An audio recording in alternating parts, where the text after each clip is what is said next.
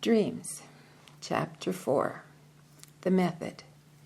In my writings and lectures, I have always insisted that we must give up all preconceived opinions when it comes to the analysis and interpretation of the objective psyche, in other words, the unconscious. We do not yet possess a general theory of dreams that would enable us to use a deductive method with impunity, any more than we possess a general theory of consciousness from which we can draw deductive conclusions. The manifestations of the subjective psyche or consciousness can be predicted to only the smallest degree, and there is no theoretical argument to prove beyond a doubt that any causal connection necessarily exists between them. On the contrary, we have to reckon with a high percentage of arbitrariness and chance in the complex actions and reactions of the conscious mind. Similarly, there is no empirical, still less theoretical reason to assume that the same does not apply to the manifestations of the unconscious. The latter are just as manifold, unpredictable, and arbitrary as the former, and must therefore be subjected to many different ways of approach. In the case of conscious utterances, we are in the fortunate position of being directly addressed and presented with a content whose purpose we can recognize. But with unconscious manifestations, there is no directed or adapted language in our sense of the word.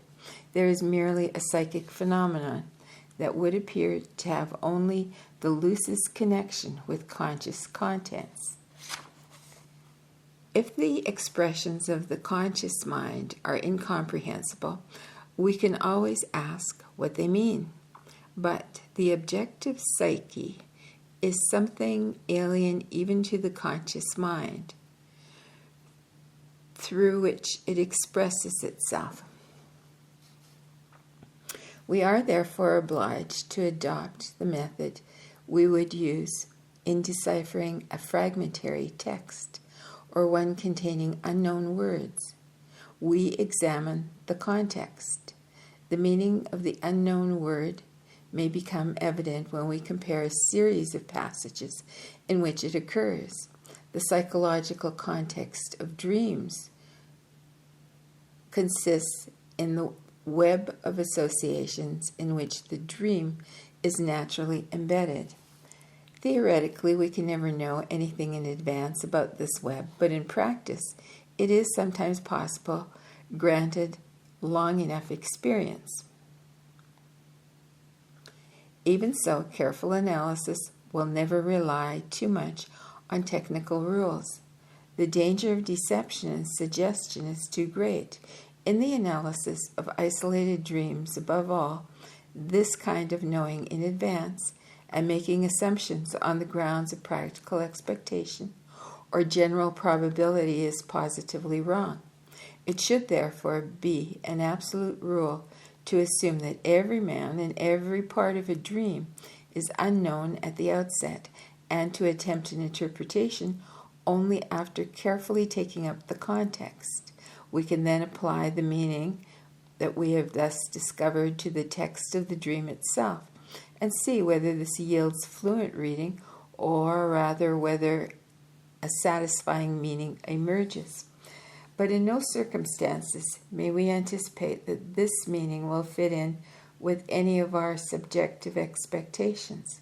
For quite possibly, indeed very frequently, the dream is saying something surprisingly different from what we would expect.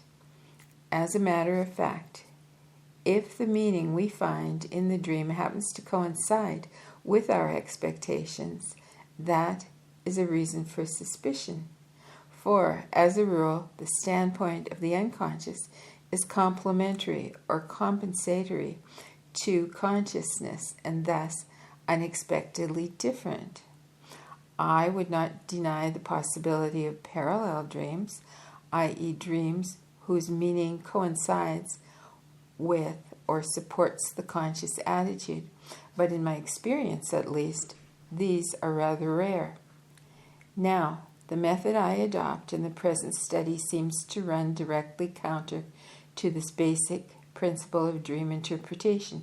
It looks as if dreams are being interpreted without the least regard for the context, and in fact, I have not taken up the context at all, seeing that the dreams in this series were not dreamed, as mentioned above, under my observation.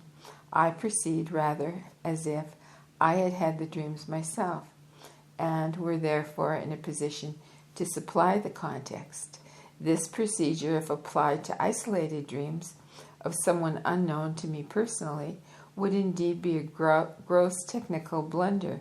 But here we are not dealing with isolated dreams. They form a coherent series in the course of which the meaning gradually unfolds, more or less on its own. The series is the context, which the dreamer himself supplies.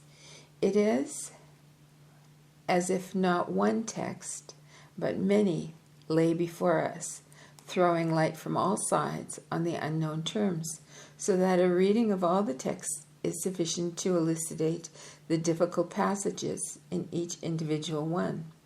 Moreover, in the third chapter, we are concerned with a definite archetype, the mandala, that has long been known to us from other sources, and this considerably facilitates the interpretation. Of course, the interpretation of each individual passage is bound to be largely conjecture, but the series as a whole gives all the clues to us that we need to correct any possible errors in the preceding passages. It goes without saying that while the dreamer was under the observation of my pupil, he knew nothing of these interpretations and was therefore quite unprejudiced by anyone else's opinion. Moreover, I hold the view, based on wide experience, that the possibility and the danger of prejudgment are exaggerated. Experience shows that the objective psyche is independent in the highest degree. Were it not so, it could not carry out its most characteristic function, the compensation of the conscious mind. The conscious mind allows itself to be trained, like a parrot, but the unconscious mind does not, which is why St. Augustine thanked God for not making him responsible for his dreams. The unconscious is an autonomous psychic entity. Any efforts to drill it are only apparently successful and moreover are harmful. Let me read this sentence again. The unconscious is an autonomous psychic entity. Any efforts to drill it are only apparently successful and moreover are harmful to consciousness. It is and remains beyond the reach of subjective arbitrary control, in a realm where nature and her secrets can neither be improved nor perverted, where we can listen but may not meddle.